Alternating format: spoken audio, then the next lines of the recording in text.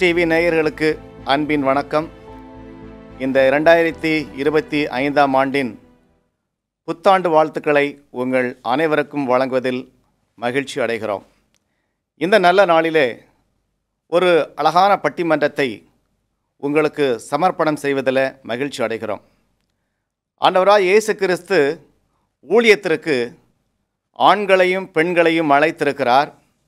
அந்த அழைப்பை ஏற்றுக்கொண்டு ஊழியத்துக்கு வந்தவர்கள் திரளான ஆண்களும் இருக்கிறார்கள், திரளான பெண்களும் இருக்கிறார்கள்.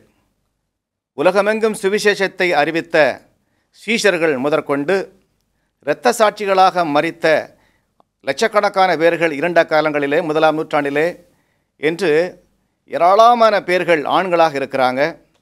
மிஷனரிமார்கள் உலகமெங்கும் சுவிசேஷத்தை அறிவிக்க சென்றவர்கள் ஆண்களாக இருக்கிறாங்க.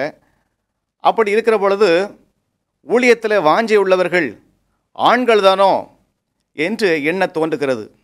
ஆனால் இன்னொரு பக்கம் பார்த்தீங்க அப்படின்னா பெண்களும் திரளான பேர்கள் ஊழியத்துக்கு வந்திருக்கிறாங்க.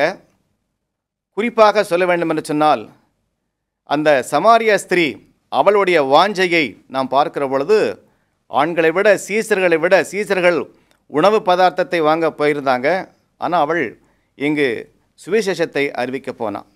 இது மாதிரி ஏராளமான பெண்கள் நற்செய்தி ஊழியத்துக்கு வந்திருக்கிறாங்க, இரத்த சாட்சிகளாக மரித்திருக்கிறாங்க. ஆண்களுக்கு இணையாக அவர்களும் நிறைய சாதனைகளை பண்ணியிருக்கிறாங்க, மிஷனரிகளாக போயிருக்கிறாங்க. அப்படியாக பெண்களும் சுவிசேஷ ஊழியத்தில் வாஞ்சை உள்ளவர்கள் என்று சொல்வதற்கு ஏராளமான உதாரணங்கள் இருக்கிறது.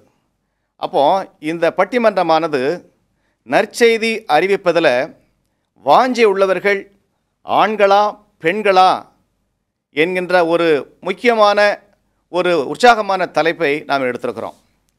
இந்த தலைப்பில் நற்செய்தி அறிவிப்பதில் ஆண்கள்தான் வாஞ்சை மிக்கவர்கள், வாஞ்சை உள்ளவர்கள் என்று பேசுவதற்காக அணி தலைவராக எல்டர் எஸ்டி மோகன் அவர்கள் இருக்கிறார்கள். அவர்களுக்கு கூட திருமதி சுஜாதா ராஜ்குமார் அவர்கள் இருக்கிறாங்க.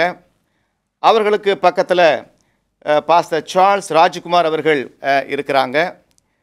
இந்த பக்கத்தில் நற்செய்தி ஊழியத்தில் வாஞ்சை மிக்கவர்கள் பெண்களை என்று பேசுவதற்காக அணி தலைவராக திருமதி சுந்தர் சிங் அவர்கள், ஜெயராணி சுந்தர் சிங் அவர்கள் இருக்கிறாங்க.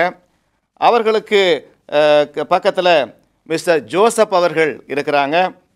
அவர்களுக்கு பக்கத்தில் பாஸ்டர் சங்கர் ஜோஷுவா அவர்கள் இருக்கிறார்கள்.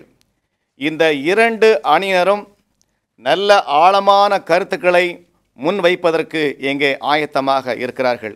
இப்பொழுது முதலாவதாக நற்செய்தி ஊழியத்தில் வாஞ்சை மிக்கவர்கள் ஆண்களே என்று பேசுவதற்காக அணி தலைவர் எல்டர் எஸ்டி மோகன் அவர்களை அன்போடு அழைக்கிறேன். அவர்கள் இங்கு தனது வாதத்தை முன்வைத்து ஆண்கள்தான் ஊழியத்தில் சிறந்தவர்கள், வாஞ்சை மிக்கவர்கள் என்று பேசுவதற்காக வருகிறார். அவர்களை அன்போடு அழைக்கிறேன். பரிசுத்த ஆண்டவருடைய நாமம் மட்டும் மகிமைப்படுவதாக. வருஷத்தை நன்மையால் உம்முடைய நன்மையால் முடிசூட்டுகிறீர், உமது பாதைகள் நெய்யாய் பொழிகிறது என்ற சங்கீதக்கார வசனத்துடன் உங்கள் அனைவருக்கும் 2025 ஆண்டுடைய புத்தாண்டு வாழ்த்துக்களை தெரிவித்துக் கொண்டு, அன்பு நடுவர் அவர்களுக்கும் அருமையான ஹோப் டிவி நிறுவனத்திற்கும் எனது அணி நபர்களுக்கும் எதிரணி நபர்களுக்கும் நன்றியையும் வாழ்த்துதலையும் தெரிவித்துக் கொண்டு என்னுடைய வாதத்தை தொடங்குகிறேன். நடுவர் அவர்களே, ஒரு காரியத்தை நான் பார்க்கிறேன். மனதில் உள்ளதுதான் உதடு பேசும் என்று வேதம் சொல்லுகிறது. நீங்கள் கொடுக்கிற தலைப்பில் கடந்த வாரத்திலும் ஒரு தலைப்பு கொடுத்தீர்கள். அதிலும் நான் பேசியதற்கு தான் முதன்மை பெண்கள். இன்று எனக்கு ஆண்கள் என்று கொடுத்திருக்கிறீர்கள், அதைத்தான் முதலில் போட்டிருக்கிறீர்கள். உங்களுக்கு தெரியும் இந்த டாப்பிக்கினுடைய வெற்றி முதலில் வருவதற்கு தான் என்று. ஆனால் சமுதாயத்திற்கும் சமூகத்தையும் தேர்தல் படுத்த நீங்கள் ஒரு தீர்ப்பை சொல்லுகிறீர்கள். அது பரவாயில்லை. இப்பொழுதும் ஆண்டவருடைய நற்செய்தி காரியத்தை ஊழியத்தை உலகம் முழுவதுமாக நற்செய்தியை அறிவிப்பதில் வாஞ்சையும் அதிக திறமையும் உள்ளவர்கள் ஆண்களே என்பதில் எந்த சந்தேகமும் இல்லை. காரணம், முதலாவதாக சமுதாயத்திலே எடுத்துக்கொள்வோமே, பெண்கள் பேசுகிறார்களே என்றால் சும்மா உட்கார சொல்லு. பேச்சாளர்களும் என்றாலும் சரி, அரசியலிலும் சரி, ஆன்மீகத்திலும் சரி, ஆண்களுக்குத்தான் அதிக வரவேற்பு வழிய பெண்களுக்கு இல்லை என்பதை முதலில் தெரிந்து கொள்ள வேண்டும். இது எனது அடியானுடைய ஒரு சிறிய காரியம். ஆண்களுக்குத்தான் அதிக வாய்ப்புகள். சரி, இரண்டாவதாக நாம் வேதத்தின் அடிப்படையிலே நாம் பார்க்கும் பொழுது, உலகப் பிரகாரம் பார்க்கும் பொழுது பார்ப்போமே, இப்பொழுது நாம் பார்க்கிறோம் உலகத்திற்குடைய ஊழியத்தை கொண்டு செல்வர்கள் எடுத்தவுடனே டிஎல் மோடி ஐயா அவர்கள் முதலில் வருகிறார்கள். Charles Spurgeon, John Wesley, John Calvin, William Carey, Martin Luther. உலகளாகில் நமதுடைய இந்தியாவிலே தமிழ்நாட்டில் எடுத்துக்கொள்வோமே, தமிழ்நாட்டில் ஒரு ஊழியத்தை சொல்லுவோம் என்றால் ஏதாவது ஒரு பெண்ணை பேரை சொல்லுங்கள் பார்ப்போம். உடனடியாக நமக்கு வருவது இப்பொழுது pastor Wilmot, pastor P V Jesudas, pastor V D Edward, இப்படி என்று ஆண்கள் பெயரில் தான் வருது. ஏதாவது ஒரு பெண்ணை சொல்ல முடியுமா? முடியாது. ஏனென்றால் அது ஆண்டவர் அன்று எழுதி வைத்த தீர்ப்பு. அதைத்தான் இப்பொழுது நான் சொல்லப் போகிறேன். காரணம் முதலாவதாக வேதத்தின் அடிப்படையில் வருவோம். ஈனோக், யூதா 14 வாசிக்கிறோம். அதன் அடிப்படையில் 2ஆம் வருகையை இந்த உலகத்திற்கு அறிவித்தது ஒரு ஆண், அது ஈனோக். அதில் எந்த இதுவும் இல்லை, வேதத்தில் எழுதப்பட்டிருக்கிறது. 2ஆம் வருகையை குறித்து அதிகமாக அறிவித்தது ஈனோக் என்கிற ஆண். இரண்டாவதாக எடுத்துக்கொண்டோம் என்றால் நோவா அவர்களை எடுத்துக்கொண்டோம் என்றால் 120 வருடங்கள் இந்த உலகத்திலே ஊழியம் செய்தவர். அந்த ஊழியத்திலே முதலில் நீதியை பிரசங்கித்தவர் ஒரு ஆண், அது நோவா அவர்கள்தான். அதற்கு பின்பாக இந்த உலகத்தினுடைய அழிவின் செய்தியை கொடுத்தவரும் ஒரு ஆண், அதுவும் நோவா அவர்கள்தான். அடுத்து நாம் சென்று கொண்டிருக்கிறோம் என்றால் மோசே அவர்களை எடுத்துக்கொள்வோம். மோசேயும் மிரியம் என்கிறவர்களும் சகோதர சகோதரிகள். ஆனால் ஆண்டவருடைய காரியம் என்னவாக இருந்தது தெரியுமா? மோசேயை ஊழியத்திற்கென்று அழைத்தார், மிரியத்தை தள்ளினார், வெண்குஷ்டம் கொடுத்து. ஏன்? ஆண்டவருக்கே தெரியும், ஆண்களால் மாத்திரமே நற்செய்தியை உலகம் முழுவதுமாக உறுதிப்பட எடுத்து செல்ல முடியும் என்ற காரணத்தினாலே மோசே அவர்களை எடுத்தார்கள், முதன்மை கொடுத்தார்கள். அங்கு மிரியம் தள்ளப்படுகிறார். பின்பாக நாம் ஆபிரகாமுக்கு வருகிறோம். ஆபிரகாம் என்கிற ஆணுக்குத்தான் உடன்படிக்கை கொடுக்கப்பட்டது. கற்பனைகள் அந்த உடன்படிக்கை ஆண்களுடன் தான் முதலில் ஏற்படுத்தப்பட்டது. எந்த பெண்ணுடனும் உடன்படிக்கை கொடுக்கப்படவே இல்லை. நடுவர் அவர்களே, நேயர்களை, இதை நீங்கள் தெரிந்து கொள்ள வேண்டும். மீண்டுமாக எடுத்துக்கொண்டோம் என்றால் பழைய ஏற்பாடு புஸ்தகங்களிலே எடுத்துக்கொண்டோம் என்றால் ஒரு சிலர் இருக்கலாம். அதிகமாக எடுத்துக்கொண்டோம் என்றால் எல்லாமே ஆண் தீர்க்கதரிசிகள் மாத்திரமே. ஒரு சிலர் இருக்கிறார்கள், இல்லை என்று சொல்வதற்கில்லை. அதிகமாக பழைய ஏற்பாடு புத்தகத்திலே எல்லாமே ஆண் தீர்க்கதரிசிகள் தான். அவர்கள்தான் உற்சாகமானவர்கள் என்று எண்ணியதனால்தான் ஆண்டவர் அவர்களுடைய காரியங்களிலே கொடுத்திருக்கிறார்கள். வாஞ்சை மிக்கவர்கள். அது மாத்திரமல்ல நடுவர் அவர்களே, ஆசாரிப்பு கூடார ஊழியத்திலே பார்த்து கொள்ளுங்கள்.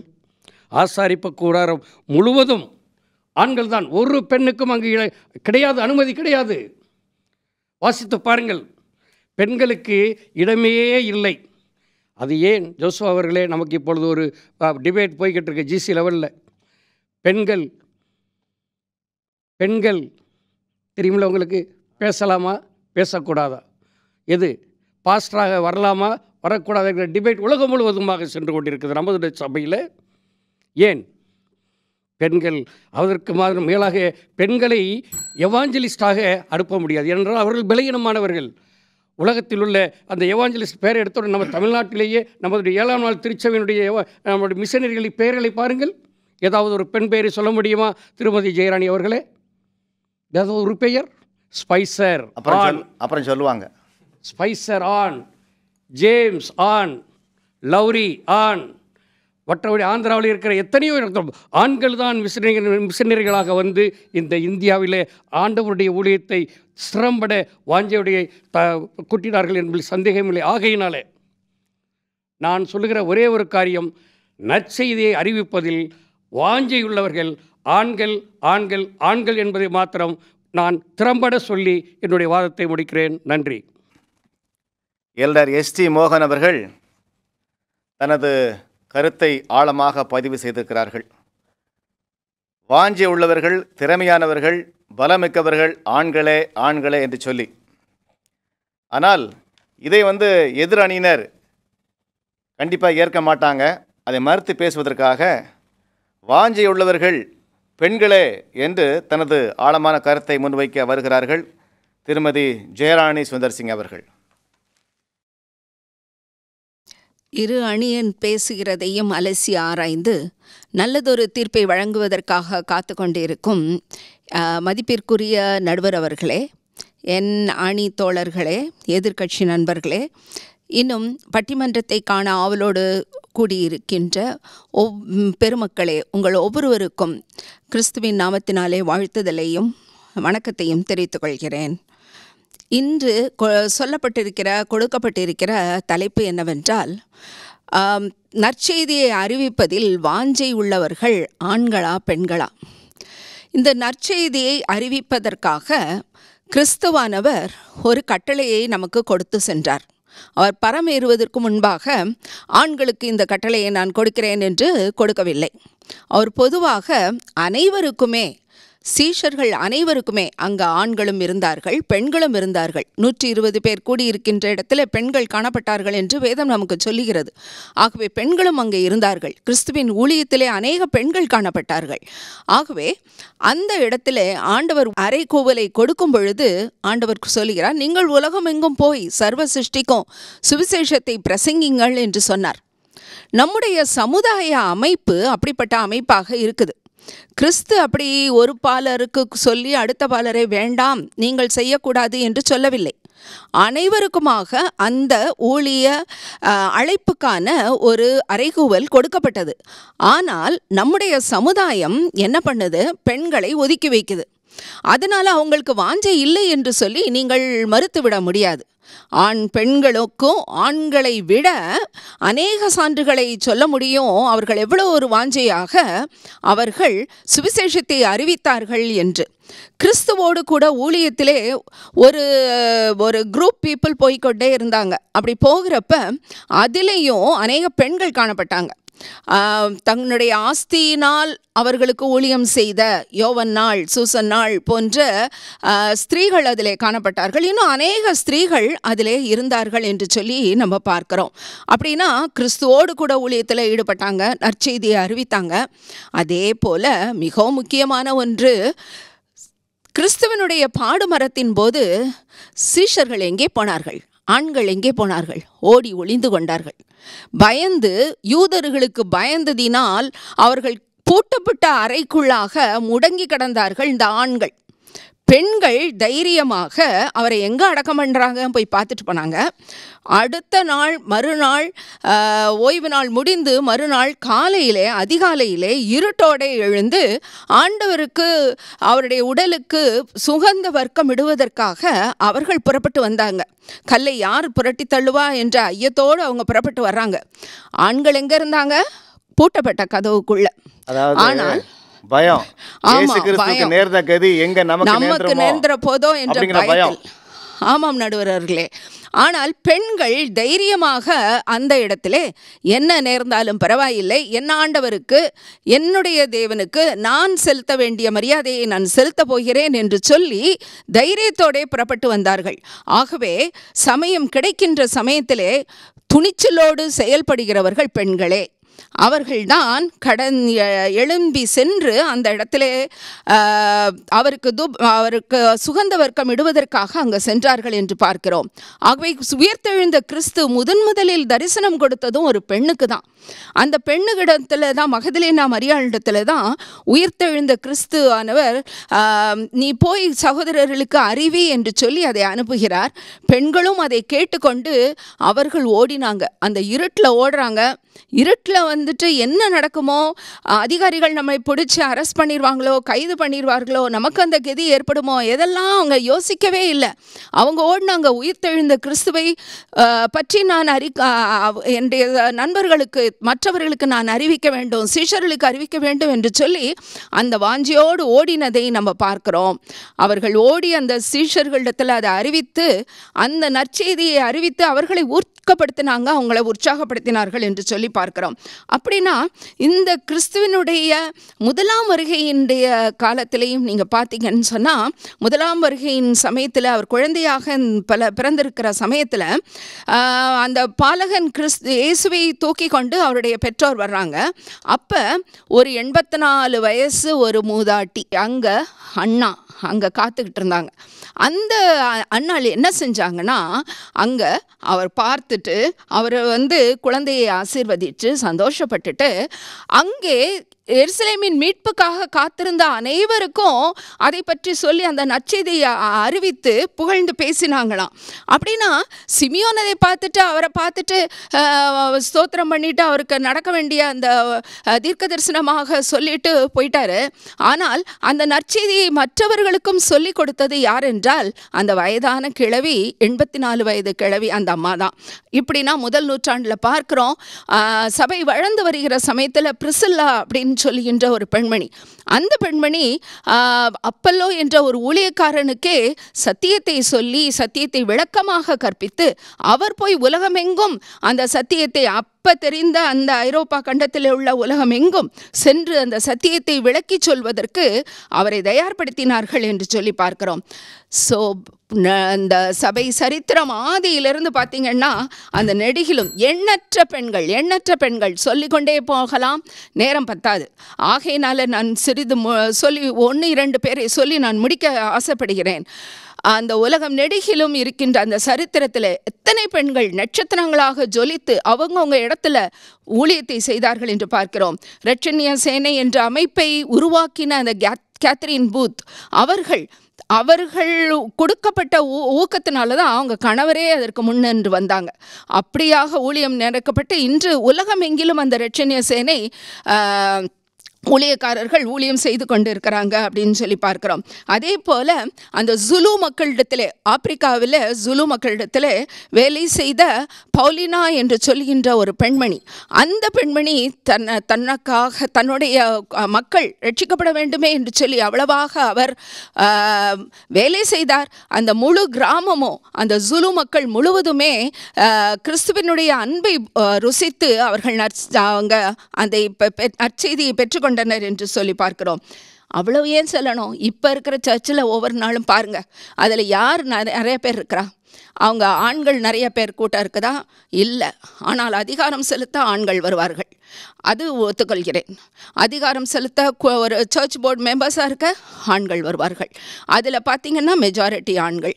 ஆனால் ஒரு ஜப கூட்டம் என்று வையுங்கள், அதில் எத்தனை பேர் வர்றாங்க? வாஞ்சையா நம்முடைய ஊழியத்துக்காக ஜபிக்கணும், நம்ம ஊழியத்தை பரப்பணும் என்று எத்தனை பேர் வருகிறார்கள்? பெண்கள் கூட்டம் தான் ஜாஸ்தி. பெண்கள் தான் வாஞ்சையாக அடுத்தவங்களிடத்தில் போய் சத்தியத்தை சொல்லி கூட்டிகிட்டு வர்றாங்க. ஆகவே நடுவர் அவர்களே, நீங்கள் மனசாட்சி உடையவர்களாக இருந்தால் அதை யோசித்து பாருங்கள். உங்கள் சபையில், உங்கள் சர்ச்சில் எத்தனை பேர் பெண்கள் வராங்க, எத்தனை பேர் ஆண்கள் வராங்க? ஆனால் ஆண்கள் பதவிக்காகவும் பட்டத்திற்காகவும் அதற்காக தான் போட்டி கொண்டு நிற்கிறார்களே ஒழிய நற்செய்தியை பரப்புவதிலே ஆர்வத்தோடும் மிகுந்த ஒரு துணிச்சலோடும் செயல்படுகிறது பெண்களே பெண்களே பெண்களே என்று சொல்லி என்னுடைய வாதத்தை நிறைவு செய்கிறேன். நன்றி, வணக்கம். நல்ல கருத்துக்களை இங்கே முன் வச்சிருக்கிறாங்க. ஊழியத்தில் வாஞ்சி உள்ளவர்கள் பெண்களே. ஆண்கள் அதில் அதிகாரத்துக்காகவோ அல்லது பல பதவிக்காக வரலாம், ஊழியத்துக்காக பெண்களே என்று சொல்லி வச்சிருக்கிறாங்க. இதை மறுத்து பேசுவதற்காக இங்கே வருகிறார்கள் திருமதி சுஜாதா ராஜ்குமார் அவர்கள் ஊழியத்தில் வாஞ்சை மிக்கவர்கள் ஆண்களே என்று பேச வர்றாங்க. வாங்கம்மா.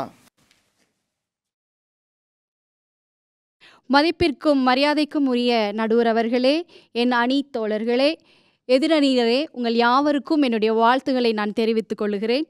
மற்றும் இந்த புத்தாண்டு நல்நாளிலே இந்த நிகழ்ச்சியை ஆவலோடு காண துடித்து கொண்டிருக்கும் உங்கள் யாவருக்கும் என் வாழ்த்துக்களை தெரிவித்துக் கொள்கிறேன். தலைப்பு: நற்செய்தி அறிவிப்பதில் வாஞ்சை மிக்கவர்கள் ஆண்களா அல்லது பெண்களா? ஆண்கள்தான். இதில் என்ன சந்தேகம் இருக்கிறது? ஆண்கள்தான். கர்த்தருடைய படைப்பில் ஆற்றல் மிகுந்த ஆக்கப்பூர்வமான படைப்பு ஆண்கள். சமுதாயத்தின் கட்டமைப்புக்காகவும் ஆண்களையே சார்ந்திருக்கின்றது. அநேக ஆண்களை பற்றி வேதாகமத்தில் நாம் காணலாம். ஊழியத்தை தாங்கிய அநேகர் ஆண்கள்தான்.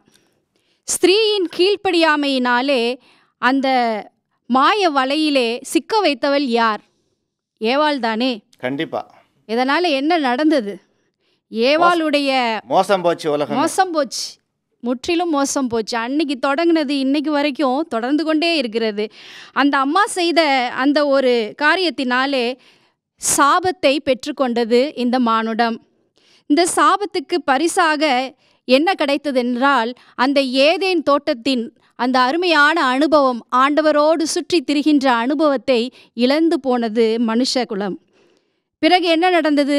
பிறகு பாவம்தான். பாவத்தில் ஒவ்வொரு காரியங்கள், அந்த பாவத்தில் மூழ்கி இருக்கிற மக்களை அதிலிருந்து எடுக்க வேண்டும் என்று சொல்லி கர்த்தர் ஒவ்வொரு முறையும் ஒவ்வொரு ராஜாவின் மூலமாக தன் குரலை அவர் ஒலிக்கச் செய்தார்.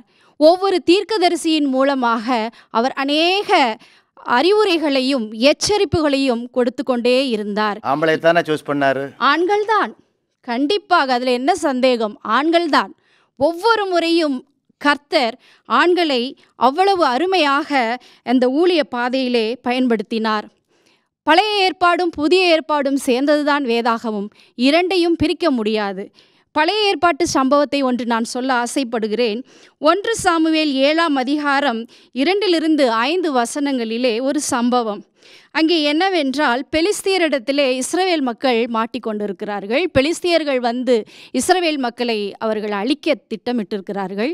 அந்த சமயத்திலே இந்த சாமுவேல் தீர்க்கதரிசி என்ன சொல்லுகிறார் என்றால், மக்களை பார்த்து, நீங்கள் எல்லாரும் ஒன்று கூடி வாருங்கள், நாம் யாவரும் சேர்ந்து ஜெபிப்போம் என்று சொல்லுகின்றார். நற்செய்தி என்றால் என்ன? கர்த்தரை பற்றின ஒரு காரியம், கர்த்தரை பற்றின செய்தியை எந்த தயக்கமும் இல்லாமல் சொல்லுவதே நற்செய்தி. அந்த ஒரு துணிச்சல், அந்த ஒரு தைரியம் அந்த தீர்க்கதரிசியிடம் இருந்ததை அந்த மக்கள் பார்த்தார்கள். என்ன நடந்தது? எல்லோரும் அந்த இடத்திலே கூடி நின்று ஜெபித்தார்கள். அப்பொழுது கர்த்தர் ஒரு பெரிய அற்புதத்தை அங்கே நடத்தினார். என்ன நடந்தது? அங்கே அந்த பெலிஸ்தியர்கள் வீழ்த்தப்பட்டார்கள். பிறகு என்ன? அந்த இடத்திலே சாமுவேல் தீர்க்கதரிசி எபினேசர் என்று சொல்லி ஒரு கல்லை நட்டு அந்த இடத்திலே கர்த்தர் செய்த அற்புதத்திற்கு ஒரு சாட்சியாக அந்த கல்லை அவர் அங்கே நட்டு வைத்தார். என்ன ஒரு தைரியம்! இந்த காரியம்தான் மக்களிடத்திலே ஒரு உந்துதலை ஏற்படுத்துகிறது. இப்படித்தான் நற்செய்தியை சொல்லுவதிலே ஒவ்வொருவரும் ஆர்வம் காட்ட வேண்டும். அப்படி பார்க்கும் பொழுது சாமுவேல் தீர்க்கதரிசியிடம் இருந்த அந்த ஒரு தைரியத்தை நாம் என்னென்று சொல்லுவது? அப்போ அவருக்கு தான் மிகவும் வாஞ்சை இருந்தது என்பது நமக்கு புரிகிறது அல்லவா? புதிய ஏற்பாட்டிலே ஒரு சம்பவம், ஸ்தேவானை குறித்து ஒரு சம்பவம். ஸ்தேவான் எப்படிப்பட்ட ஒரு காரியத்தை செய்து கொண்டிருந்தால், எவ்வளவு அருமையான ஒரு ஊழியத்தை அவர் செய்து கொண்டிருந்தார். அநேக மக்கள் கிறிஸ்துவை அறிந்து கொண்டார்கள். ஆனால் அவர் செய்கின்ற ஊழியம், அவருடைய தைரியம், அந்த துணிச்சல், அதை பார்க்கும் பொழுது அங்கு உள்ள மற்றவர்களுக்கு பொறுக்க முடியவில்லை. குறிப்பாக சவுல் அன்றைக்கு அவன் என்ன செய்தான்? கிறிஸ்துவை வணங்குபவர்களெல்லாம் கங்கணம் கட்டி அவனை கொல்ல வேண்டும் என்று சொல்லி யோசித்து கொண்டிருந்த வேளையிலே ஸ்தேவானின் முகம் எப்படி இருந்தது? அங்கே அந்த யூதர்கள் எல்லாரும் அவரை பார்த்து பற்களை கடித்து கொண்டிருந்தார்கள் என்று வசனம் சொல்லுகிறது.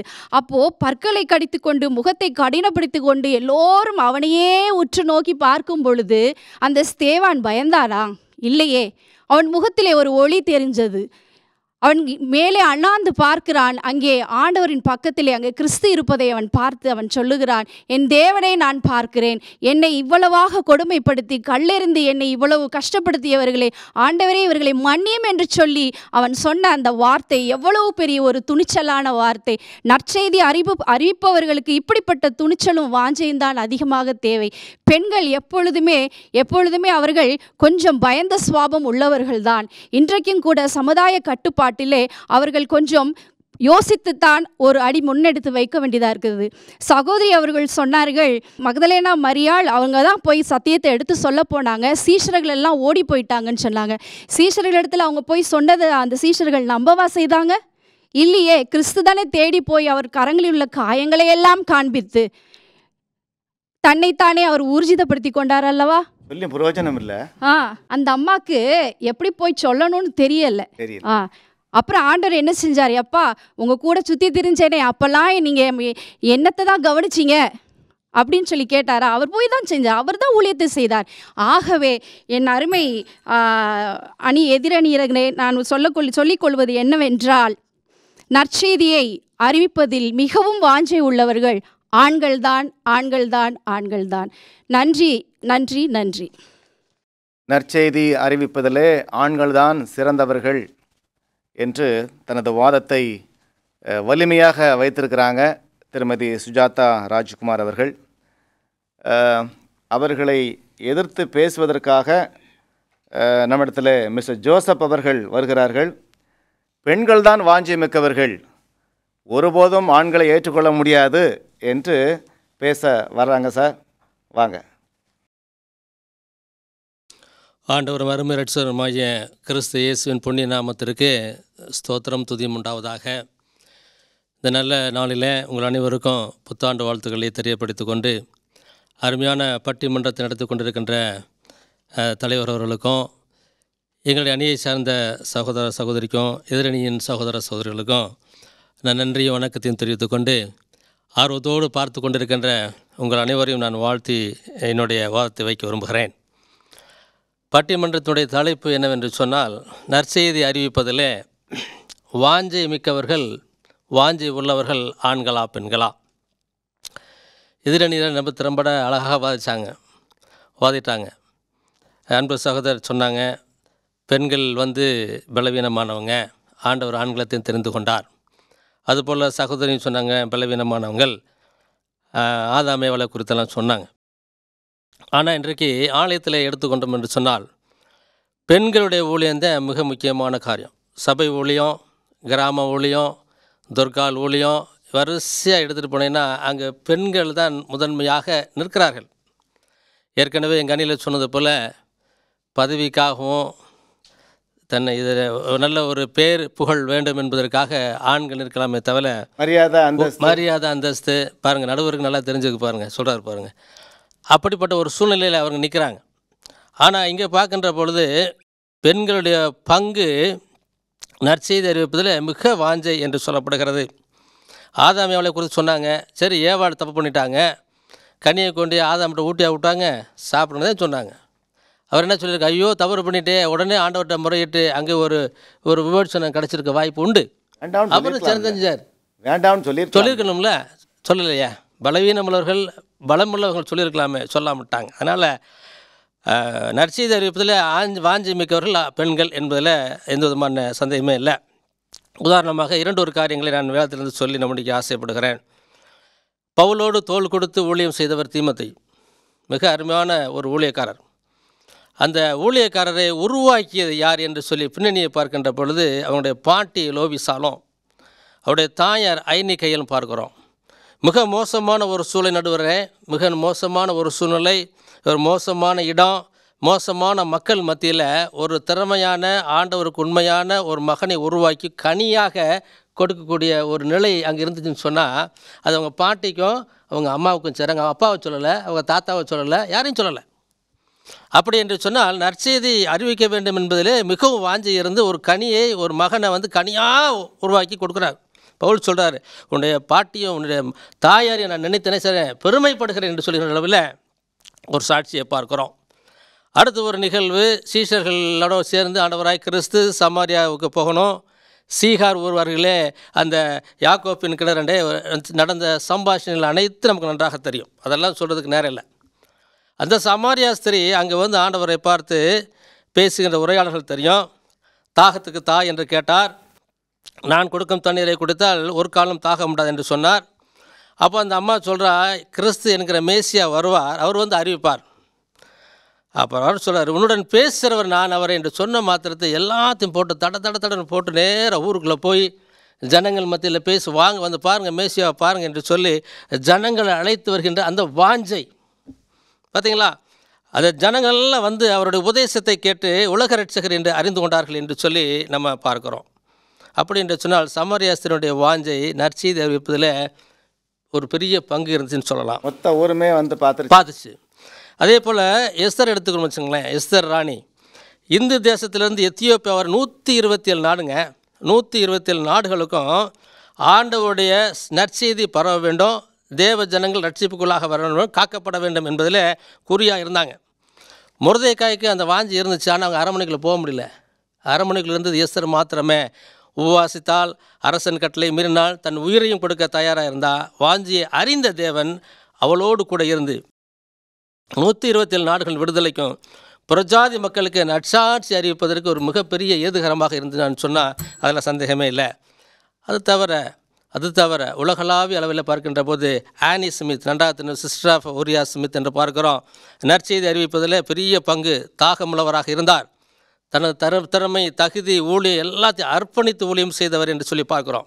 சிலப்ட் லக்ஸூரியஸ் லைஃப் விட்டாங்க, let a simple and humble life என்று சொல்லப்படுகிறது. அப்படிப்பட்ட ஊழியத்தை செய்த அம்மையார் ஆனி ஸ்மித். அதுக்கடுத்து மேரி ஆண்ட்ரூ, அவருடைய கனவே கிறிஸ்துவின் ஊழியமாக இருந்துச்சு. தர்த்தியாகத்தோடு செஞ்சாங்க. ஓய்வில்லாத பணி. கிட்டத்தட்ட 52 சிறிய கதைகளை பெரிய எழுதி நம்முடைய பயணியர்ஸை பற்றி எழுதி அவர்கள் ஊழியம் செய்த ஒரு தாயார் என்று பார்க்குறோம். எல்லாத்துக்கும் மேலே மேரி மஃபட் என்கிற அம்மா தென் அமெரிக்க தேசத்தில் குருமகன் என்று சொன்ன குருமன் மக்கள் மத்தியில் மெட்சுவானா என்ற பகுதியில் ஊழியம் செஞ்சவங்க. தன்னுடைய குழந்தை இழந்து, சொல்லப்போனால் வனப்பகுதியில் நடந்து சென்று தன் குழந்தை இழந்து தன்னுடைய கணவரோடு சேர்ந்து கேலோலா என்கின்ற மக்கள் மத்தியில் ஊழியம் செய்து ஆயிரக்கணக்கான மக்களை வந்து கொண்டு வந்தாங்க சத்தியத்திற்குள்ளாக. இப்படியாக அநேகர் சொல்லிகிட்டே போகலாம். இன்னும் சொல்லணும்னா கடைசியாக தீர்க்கதரிசி நம்ம கொடுக்கப்பட்ட, நம்ம திருச்சபை கொடுக்கப்பட்ட ஆண்களை கொடுக்கலையே. எத்தனை ஆண்கள் இருந்தால் கொடுக்கல. அம்மையா ரீஜுவைட் அம்மையார் தான் கொடுத்தாங்க.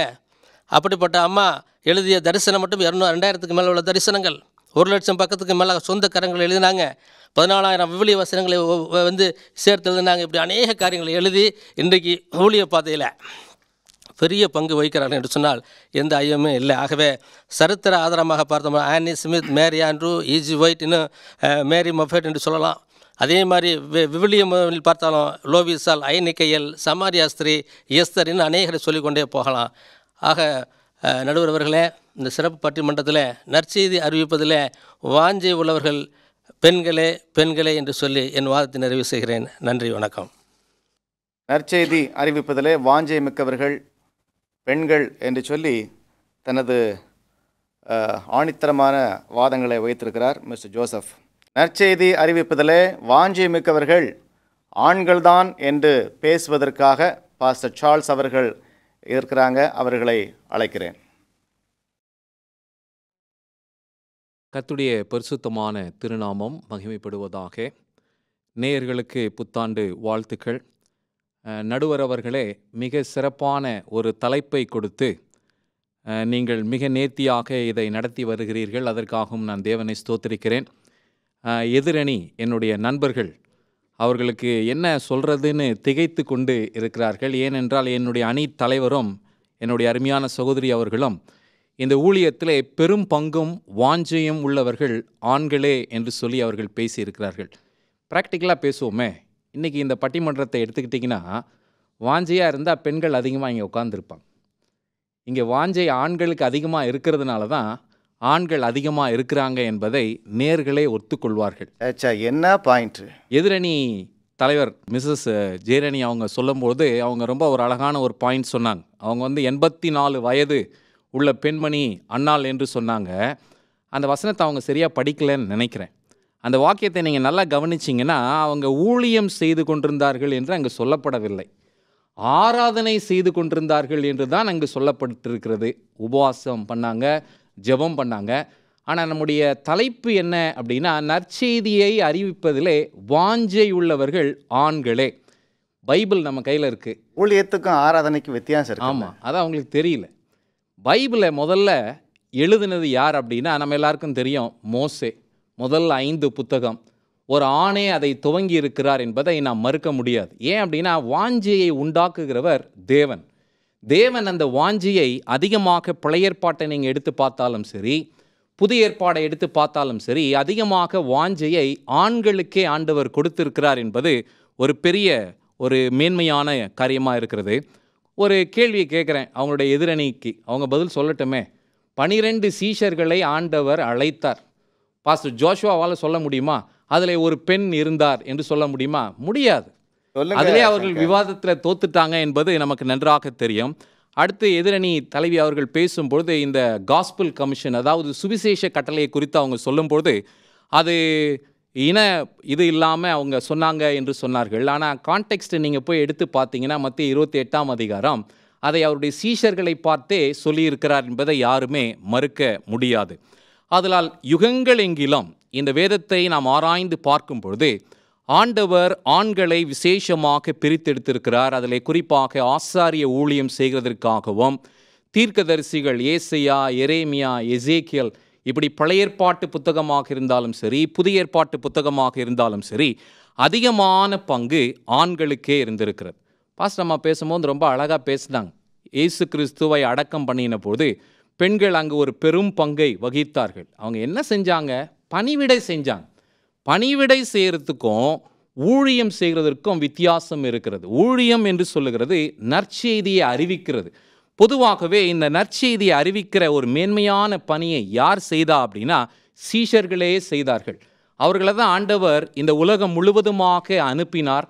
பாஷை வரங்களை அவர்களுக்கு கொடுத்து தேவன் அவர்களை அனுப்பினது நிமித்தமாக ஒரு சீஷன் அவன் நாண்டு கொண்டு மரித்து போனான். ஆனால் மீதி 11 பேர் உலகமெங்கும் போய் சாதித்த சாதனை தான் இன்றைக்கு ஏராளமான ரட்சிப்பு. நடுவர் ஏதோ கொஞ்சம் வாங்கிட்டீங்களான்னு எனக்கு டவுட்டாக இருக்குது. ஏன்னா ஸ்டார்டிங்லேயே நீங்கள் இந்த சமாரிய பெண்ணை குறித்து கொஞ்சம் சொன்னீங்க, ஜோசப் சாரும் சொன்னாங்க.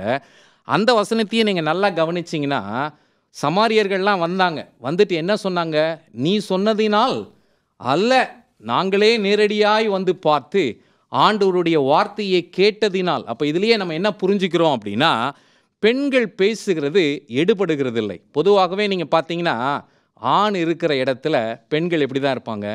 அமைதலாக இருப்பாங்க. ஏன் அப்படின்னா நம்முடைய சொசைட்டி அப்படி, யூதர்களுடைய காலத்திலும் அப்படி தான் இருந்துச்சு. They are bound to their home. அவங்க வீட்டு வேலைகள், பிள்ளைகளை பராமரிக்கிறது, புருஷனை பாதுகாக்கிறது அல்லது பராமரிக்கிறது, இப்படிப்பட்ட வேலைகள் தான் அவர்களுக்கு அதிகமாக இருந்தது என்பதை இருக்கும்போது அப்படி சொல்லிட்டாங்களே. ஆமாம், நம்ம மறுக்கவே முடியாது. அதனால் நம்ம அதிகமாக வேதாகமத்திலே சரி, ப்ராக்டிக்கலாக நம்ம பேசினாலும் நம்முடைய சொசைட்டியாக இருக்கட்டும் அல்லது யூத சமுதாயமாக இருக்கட்டும், எந்த ஒரு சமுதாயத்திலும் அதிகமாக ஆண்களுக்கே பங்கு இருக்கிறது. அதனால தான் 1 தீமோத்தேயு 2:12 சொல்லும்போது உபதேசம் பண்ணவும் புருஷர்கள் மேல் அதிகாரம் செலுத்தவும் ஸ்திரீகளுக்கு நான் உத்தரவு கொடுக்கிறது இல்லை. எங்கள் சகோதரி ரொம்ப அழகாக சொன்னாங்க, வஞ்சனைக்கு உட்பட்டது யார் தான்? ஏவாள் தான். அதனால் ஆண்டவர் அவங்கள கொஞ்சம் கேர்ஃபுல்லாகவே பயன்படுத்திட்டு வந்தார். நானும் என் உரையை முடிக்கப் போகிறேன். இதோ யோனா பிரசங்கித்தார், ஏராளமான மக்கள் ரட்சிக்கப்பட்டார்கள்.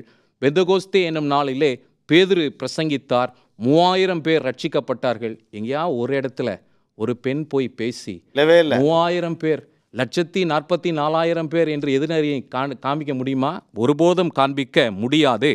இதோ பவுல் போய் அநேக இடங்களிலே சபைகளை ஸ்தாபித்து மூப்பர்களை ஏற்படுத்தினார். பவுல் ஏற்படுத்தினது தீமோத்தேயு போன்ற வாலிபர்கள். ஆதலால் இதோ இந்த உரையை நான் முடிக்கப் போகிறேன். நல்ல ஒரு தீர்ப்பு எங்களுக்கே உண்டு. இந்த ஊழியத்தை மிகவும் வாஞ்சியாக செய்கிறவர்கள் ஆண்களே. ஆண்களே தொடர்ந்து இந்த ஆண்கள் இந்த ஊழியத்தை சிறப்பாக செய்வார்கள். நன்றி. நற்செய்தி ஊழியத்தை செய்கிறவர்கள் ஆண்கள்தான் வாஞ்சை மிக்கவர்கள் என்று சொல்லி ரொம்ப ஆழமான கருத்துக்களை வேதத்திலிருந்து சொல்லியிருக்கிறாங்க. அதை மறுத்து பேசுவதற்காக இந்த பக்கத்தில் பாஸ்டர் சங்கர் ஜோஷுவா அவர்கள் இருக்கிறார்கள். அவர்களை அழைக்கிறேன். பெண்கள்தான் வாஞ்சை மிக்கவர்கள், நற்செய்தி ஊழியத்தில் பெண்கள்தான் வாஞ்சை மிக்கவர்கள். சங்கர். கர்த்தருடைய பரிசுத்த நாமம் மகிமைப்படுவதாக. அன்பான நேயர்களே, இந்த பட்டிமன்றத்தின் வாயிலாக உங்கள் யாவரையும் கிறிஸ்துவின் நாமத்தினாலே நான் வாழ்த்துகிறேன். கடந்த வாரத்தில் நல்ல பட்டிமன்றத்தை நாம் கேட்டோம். இந்த நாளிலும் கூட நல்லதொரு தலைப்பின் கீழாக நாம் வாதத்தை கேட்டு வருகிறோம். எதிரணியினர் பேசும் பொழுது அவர்கள் இந்த தலைப்பை சற்று தவறாக புரிந்து கொண்டார்கள் என்று நான் நினைக்கிறேன். நடுவரும் கரெக்ட் பண்ணுவாருன்னு பார்த்தேன், ஆனால் சொல்லலை. பாஸ்ட்டு சொன்ன மாதிரி நாங்கள் எதுவும் தரல, அவங்க தான் இதை கொடுத்துருப்பாங்க போல். ஒருத்தரும் ஒன்றும் தரல சாமி. என்ன அப்படின்னு சொன்னால், நற்செய்தி அறிவித்து என்ன நடக்கப் போகிறது என்பதை குறித்து இந்த தலைப்பு அல்ல. நற்செய்தி அறிவிப்பதில் வாஞ்சை மிக்கவர்கள். எல்லாரும் பேசும்போது சொன்னாங்க, சமுதாய கட்டமைப்பு, மக்கள் எப்படி பெண்களை பார்க்கிறார்கள். மரியாள் போய் இயேசு கிறிஸ்துவனுடைய உயிர்த்தெழுதலை குறித்து சொல்லும் பொழுது அவங்க சொன்னதை கேட்கலை, அவங்க சொன்னது எடுபடலை அப்படின்னு சொல்லி சொன்னாங்க.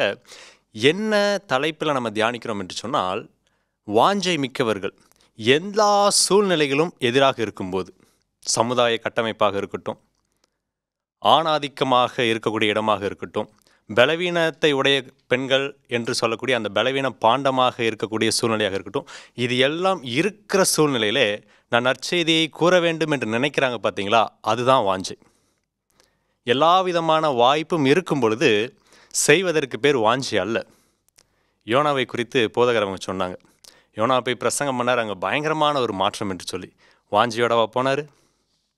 ஆமாம், வாஞ்சியோடவா போனார்? இது தெரியாமல் போச்சே. அந்த மக்கள் மனம் திரும்பினதுக்கப்புறம் அவருடைய ரியாக்ஷன் என்னவா இருந்துச்சு? நம்ம தலைப்பு என்ன? நற்செய்தி அறிவிப்பதில் வாஞ்சை. என் ஆண்டவரை குறித்து நான் சொல்ல போகிறேன், அதை கேட்டு எல்லாரும் மனம் திரும்ப வேண்டும் என்று நினைப்பது தான் வாஞ்சை. இவங்க திருந்தினா என்ன, திருந்தாட்டி என்ன? வாஞ்சை இல்லாமலும் போகலாம். ஆமாம், ஆண்களுடைய ஊழியத்தை குறித்து பார்க்கும் பொழுது வாஞ்சை என்பது அது அவசியமானதாக இல்லாமல் நிறைய பேர் ஊழியம் செஞ்சுருக்கிறாங்க. சீஷர்களுடைய நிலைமையை பார்த்தோம்னா நம்ம அதை எளிமையாக புரிந்து கொள்ளலாம். ஆனால் மகதலேனா மரியாளுக்கோ வாஞ்சை. நம்ம போய் சொன்னால் நம்ப மாட்டாங்க, தெரியும். ஆண்கள் ஆதிக்கம் நிறைந்த சமூகம் என்பது தெரியும். நான் ஒரு பலவீன பாண்டம் என்பது அவர்களுக்கு தெரியும். இதையும் மீறி அவர்கள் போய் சொல்கிறாங்க. சமாரிய பெண்ணை குறித்து சொல்லும்போது பாஸ்டர் சொன்னாங்க, உன் வார்த்தையினால் அல்ல. ஏன் சொன்னாங்க, எப்போ சொன்னாங்கன்னு பார்க்கும்போது, அதுக்கு மேலே இருக்கக்கூடிய வசனத்தை பார்க்கும்போது, அவளுடைய சாட்சியினாலே அங்கே அநேகர் என்ன பண்ணாங்கன்னா இயேசுவை விசுவாசித்தார்கள்னு இருக்கும். இவ சொல்லி நம்ம கேட்கணுமா அப்படின்ற அந்த ஆணாதிக்க சமூகம், அந்த ஒரு கண்ணோட்டம் வந்ததுனால தான் என்ன பண்ணுறாங்கன்னு சொன்னால், இயேசுவை பார்த்ததுனால விசுவாசிக்கணும். இயேசுவை பார்க்கறதுக்கே அவங்க சொன்ன நற்செய்தி தானே காரணம். நிறையா நபர்களை குறித்து நம்ம பேசிகிட்டே போகலாம். ஆனால் நான் இப்போ இருக்கக்கூடிய தற்காலத்தை குறித்து பேச ஆசைப்படுகிறேன். பலவீனத்தோடு இருந்தவர்கள் ஊழியத்திற்கு தகுதியற்றவர்கள் என்று சொன்னாங்க. ஆண்கள் தான் தகுதியுடையவர்கள். ஆண்டவர் உடன்படிக்கையை ஏற்படுத்தினவர் ஆண்களோடு தான். ஆண்களைத்தான் ஆண்டவர் 12 சீஷர்களாக தெரிந்து கொண்டார். எல்லாம் சரிதான், நானும் மறுக்கலை. ஆனால் அவர்கள் வாஞ்சையோடு செய்தார்களா? எந்த அளவிற்கு அவர்களுக்கு வாஞ்சி இருந்தது? அதையெல்லாம் நம்ம ஆராய்ச்சி பண்ணி பார்க்கும் பொழுது நமக்கே நன்றாக தெரியும். நான் ஒரு சில பெண்மணிகளுடைய பெயர்களை உங்களுக்கு சொல்ல ஆசைப்படுகிறேன். மிஸ்ஸஸ் சுஜாதா ராஜ்குமார் பாஸ்டமா அவங்க சொல்லும்போது சொன்னாங்க, ஸ்தேவான் மரண தருவாயிலே அவர் கல்லெறிந்து கொல்லப்படும்போது ஆண்டவரை பார்த்து இவங்களுக்கு மன்னியும் என்று சொன்னார். அவன் வாழ்க்கை முடிஞ்சு போச்சு, அவ்வளோதான், அவன் சாக போகிறான் அப்போ சொல்கிறான். ஆனால் நம்முடைய இந்திய நாட்டிற்கு ஒரு மிஷினரி குடும்பம் வந்தாங்க, ஸ்டெயின்ஸ் ஃபேமிலி, நமக்கு நல்லா தெரியும். அந்த குடும்ப தலைவர் கிரகாம் ஸ்டெயின்ஸ் காரில் வைத்து எரித்து கொல்லப்படுகிறார். அவருடைய மனைவி கிளாடிஸ் ஸ்டெயின்ஸ், ஸ்தேவான் கல்லெறிந்து கொல்லப்படும்போது அவர் என்ன வார்த்தையை சொன்னாரோ, இவங்க பலவீன பாண்டம், நற்செய்தி அறிவிப்பதிலே எவ்வளவு வாஞ்சி இருந்ததுன்னு சொன்னால், என்னுடைய கணவர் என்னுடைய பிள்ளைகள் மடிந்தாலும் பரவாயில்லை, தன்னுடைய மனதை தேற்றிக்கொண்டு அந்த பலவீனத்திலும் அவர்கள் ஆண்டவருடைய நற்செய்தி அறிவிக்க வேண்டும் என்கிற வாஞ்சை அதிகமாக இருந்ததுனால தான் அதை மேற்கொண்டு அவர்களை மன்னிக்கிறேன் என்ற ஸ்டேட்மெண்ட் கொடுக்குறாங்க. இன்னும் எமி கார்மைக்கல், அவங்க ஒரு ஐரிஷ் பெண்மணி. அவங்க மிஷினரி ஊழியத்துக்காக இந்தியா வரணும்னு ஆசைப்படும்போது அவங்க சொன்னாங்க, you are not fit for the missionary. அந்த மிஷினரி ஊழியத்துக்கு நீ தகுதியுடையவள் அல்ல, நீ ரொம்ப பலவீனமாக இருக்கிறேன்னு சொன்னாங்க. அதையும் மீறி வந்தாங்க. அதுதான் வாஞ்சி. இந்த தலைப்பு நாம் நன்றாக புரிந்து கொள்ள வேண்டும். எனக்கு இருக்கிற வாய்ப்புகளை நான் பயன்படுத்தி செய்வதற்கு பேர் வாஞ்சி அல்ல. எல்லா சூழ்நிலையிலும் நமக்கு எதிராக இருக்கும் பொழுதும் ஆண்டவருக்கு நற்செய்தி அறிவிக்க வேண்டும் என்கிற அந்த உள்ளார்ந்த உணர்வு வருது பார்த்தீங்களா, அதுதான் வாஞ்சை. அந்த வாஞ்சை மிக்கவர்கள் யார் அப்படின்னு சொல்லி பார்த்தா பெண்கள் தான் அதிகப்படியாக இருக்கிறாங்க. எலன் ஜி ஒயிட் அம்மையாரை குறித்து சொல்லும் பொழுது, அவர்கள் தரிசனத்தை பெற்றார்கள் என்று நம்ம எல்லாருக்குமே தெரியும். எங்கள் அணியினர் அவங்களை குறித்து சொன்னாங்க. அவங்களுக்கு முன்பாக 2 ஆண்களுக்கு அந்த வாய்ப்பு கொடுக்கப்பட்டது. ஹேசன் ஃபாஸ், வில்லியம் ஃபாய். அவங்க 2 பேரும் வேண்டான்னு மறுத்தாங்க. வாஞ்சை இல்லைல்ல, வாஞ்சை இல்லை. என்ன காரணத்தினால அப்படின்னு சொன்னால், இப்போதான் ஏமாந்து போனோம், ஒரு தரிசனத்தை நம்பி இப்போதான் நாங்கள் ஏமாந்து போனோம், திரும்ப சொல்லி எங்களுடைய புகழை நாங்கள் குறைச்சிக்கிறதா? எல்லா சூழ்நிலைகளும் நமக்கு சாதகமாக இருக்கும் பொழுது ஆண்கள் செய்திருக்கிறார்கள், மறுக்கவில்லை. எல்லா சூழ்நிலையிலும் எதிராக இருக்கும் பொழுது அது எல்லாவற்றையும் மீறி செய்ய வேண்டும் என்கிற முடிவை எடுக்கிற ஆற்றலையும் துணிச்சலையும் உடையவர்களாக அதிகமான பெண்களை நாம் பார்க்கிறபடினாலே நற்செய்தி அறிவிப்பதிலே மிகுந்த வாஞ்சையுள்ளவர்கள் பெண்களே என்று கூறி என்னுடைய வாதத்தை நிறைவு செய்கிறேன். நன்றி, வணக்கம். நேயர்களே, நல்ல ஒரு பட்டிமன்றத்தை நாம் கேட்டோம். 2 அணியினரும் தரமான வாதங்களை முன்வைத்தார்கள். நற்செய்தி ஊழியத்தில் வாஞ்சை மிக்கவர்கள் ஆண்கள்தான் என்று சொல்லி இங்கு ஆழமான கருத்துக்களை முன் வச்சிருக்கிறாங்க.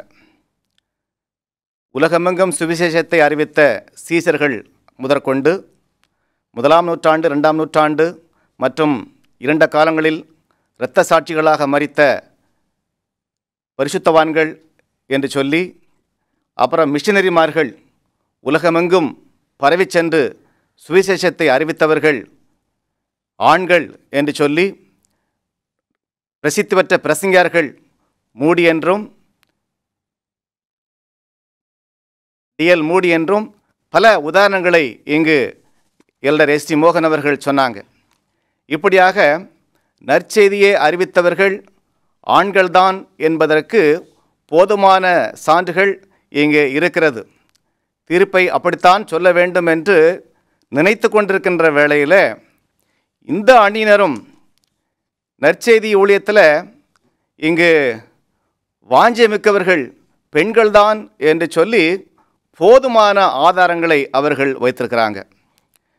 இப்போ இந்த 2 அணியினுடைய கருத்துக்களை நாம் கேட்கிற பொழுது ஒரு முக்கியமான கருத்தை நாம் இங்கே பார்க்கணும். என்ன அப்படின்னா, இந்த பெண்கள் அவர்களுடைய வாஞ்சை, அந்த சமாரிய ஸ்திரியுடைய வாஞ்சை, இயேசு கிறிஸ்து உயிர் தெழுந்த பொழுது அந்த ஸ்திரீகளுடைய வாஞ்சை, அதுபோல் ஒரு கருத்து, மிஷனரிமார்கள் எல்லாம் ஆம்பளைங்க தான் வந்தாங்க அப்படின்னு நாம் படிச்சிருக்கிறோம், கேட்டிருக்கிறோம். ஒன்று தெரியுமா, வில்லியம் கேரி அவர்கள் வருகிற பொழுது அவர்களோடு சேர்ந்து தனது கர்ப்பிணி மனைவியும் வந்தார்கள் என்று சொல்லுகிற பொழுது அந்த வாஞ்சையில் என்ன குறைவு இருக்கிறது? போதகர் சங்கர் அவர்கள் சொன்ன மாதிரி அந்த கிரஹாம்ஸ்டெயின் குடும்பம், அவர்கள் கணவனும் இறந்துட்டார், 2 பிள்ளைகளும் இறந்துட்டாங்க. அந்த அம்மா சொன்னாங்க, கிளாடிஸ்டெயின்ஸு, நாங்கள் இந்த தேசத்தை நேசிக்கிறோம், தொடர்ந்து இங்கே பணி செய்ய விரும்புகிறோம், இவர்கள் செயலை நாங்கள் மறந்துட்டோம், இவர்கள் பாவத்தை கடவுள்தான் மன்னிக்க வேண்டும் என்று சொல்லி தொடர்ந்து பணி செய்தார்களே, இவர்கள் வாஞ்சையில் என்ன குறைவு இருக்கிறது? இந்த அட்வென்டிஸ்ட் திருச்சபையின் முன்னோடிகள் 26 பேரில் 24 பேர் ஆண்கள் என்று சொன்னார்கள், உண்மை. ஆனால் ஒரு பெண், எலன் ஜி ஒயிட், அவருடைய பங்களிப்புக்கு ஈடாகுமா? ஆண்டவர் அவர்களைத்தானே தெரிந்து கொண்டார். எத்தனை புஸ்தகங்கள், எத்தனை பக்கங்கள், எத்தனை பிரசங்கங்கள், எத்தனை நாடுகளுக்கு அவர்கள் சென்றார்கள், ஈடாகுமா? அன்பானவர்களே, இன்னும் சாரா டக்கர், அப்புறம் அவர்கள் மூலமாக கல்வி பணி, லட்சக்கணக்கான பேர்கள் இன்று இயேசு கிறிஸ்துவை பற்றி அறிந்து கொண்டிருக்கிறார்களே, அவர்கள் வாஞ்சையை குறைவு சொல்ல முடியுமா? அன்பானவர்களே, ஒன்றே ஒன்று மாத்திரம் நாம் புரிந்து கொள்ள வேண்டும். நற்செய்தி அறிவிப்பதில் வாஞ்சை மிக்கவர்கள் ஆண்களும் பெண்களும் சமமானவர்கள்தான்.